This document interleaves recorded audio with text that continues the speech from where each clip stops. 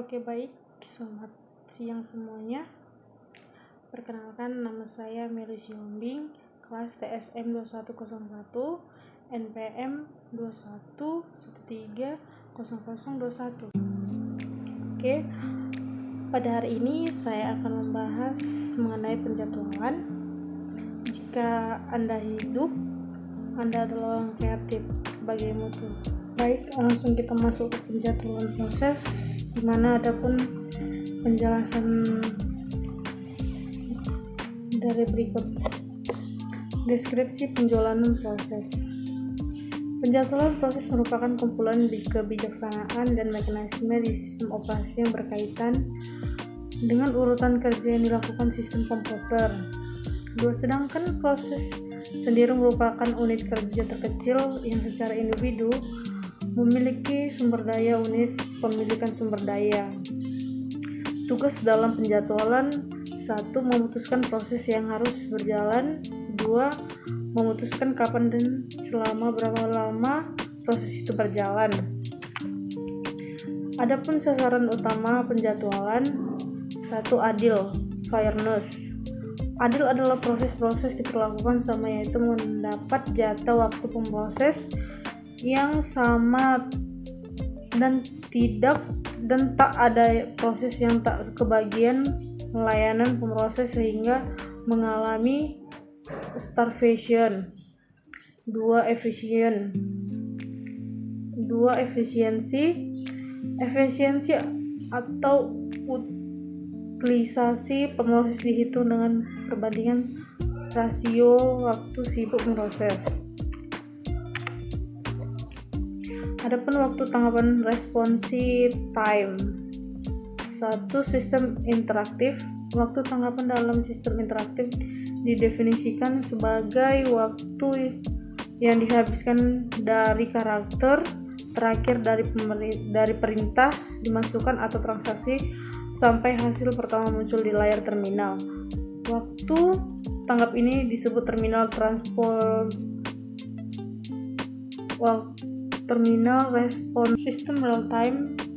Pada sistem waktu nyata atau real time, waktu tanggap didefinisikan sebagai waktu dari saat kejadian atau internal atau eksternal sampai instruksi pertama rutin layanan yang dimaksud dieksekusi disebut event response time.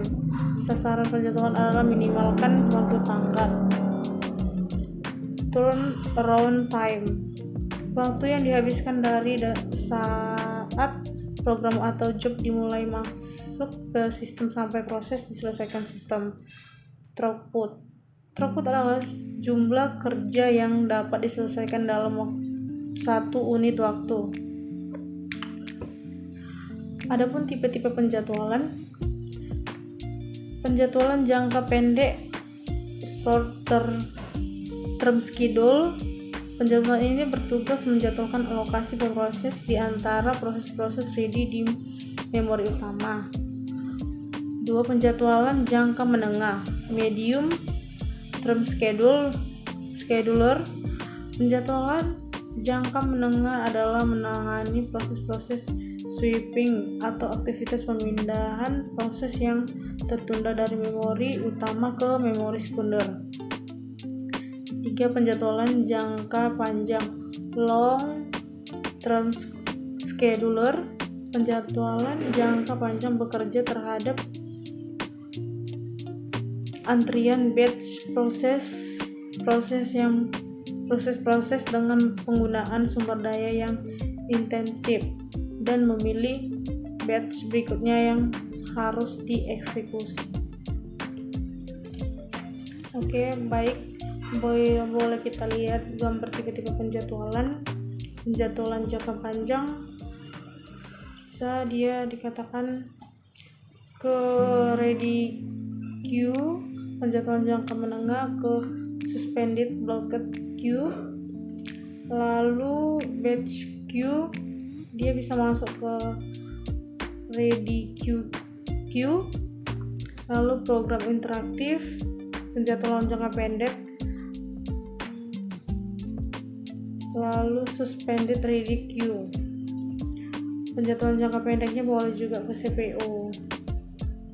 Ini menunjukkan posisi dan tipe-tipe penjadwalan yang terdapat pada sistem. Oke, lanjut kita masuk ke strategi penjadwalan. Adapun penjadwalan non-preemptif, begitu proses diberi jatah untuk pemproses, maka pemproses tidak dapat diambil alih oleh proses lain sampai proses itu selesai. Penjadwalan preemptif,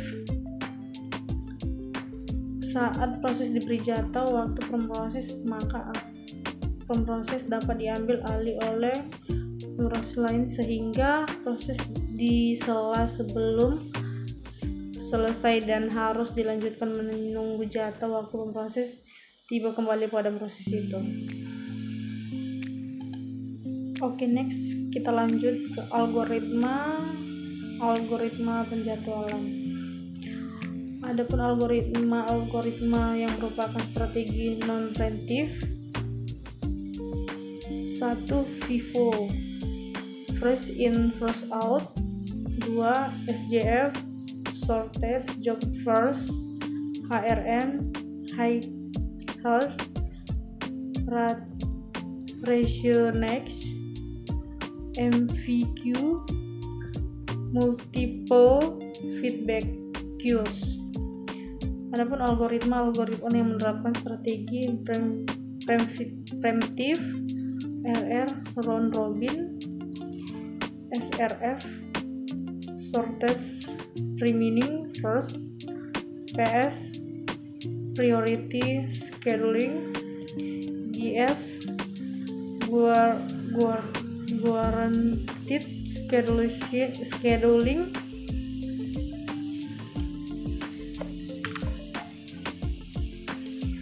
Oke, lanjut kita ke klarifikasi lain berdasarkan adanya prioritas di proses-proses, yaitu 1. Algoritma penjadwalan tanpa berprioritas. 2. Algoritma penjadwalan berprioritas terdiri dari 1. Algoritma penjadwalan berprioritas statistik. Algoritma penjadwalan berprioritas dinamis. Oke, baik. Lanjut kita ke penjadwalan round robin RR. Penjadwalan ini merupakan penjadwalan preemptif, bukan di-preempt oleh proses lain tapi terutama oleh penjadwal berdasarkan waktu berjalan proses, disebut preempt by time. 2. Penjadwalan tanpa prioritas. Penjadwalan FIFO, first in first out. Penjadwalan ini merupakan penjadwalan non-preemptif run to completion. 2. Penjadwalan tidak berprioritas. Next, penjadwalan berprioritas PS. Ini penjadwalan adalah tipe proses diberi prioritas dan proses berprioritas tertinggi running mendapat jatah waktu proses. Prioritas dapat diberikan secara 1. Prioritas statistik, statis prioritas dinamik prioritas. Prioritas statis berarti prioritas tak berubah. Prioritas dinamis merupakan mekanisme menanggapi perubahan lingkungan sistem beroperasi. Prioritas awal yang diberikan ke proses mungkin hanya berumur pendek setelah disesuaikan ke nilai yang lebih tepat pada sesuai lingkungan. Oke, next, penjadwalan dengan banyak antrean MVQ. Penjadwalan ini merupakan penjadwalan preemptif by time, penjadwalan berprioritas dinamis. Penjadwalan terpendek duluan SJF. Penjadwalan ini merupakan penjadwalan non-preemptif run to completion. Penjadwalan tidak berprioritas. Penjadwalan sisa waktu terpendek duluan SRF. Penjadwalan ini merupakan penjadwalan preemptif, penjadwalan berprioritas dinamis.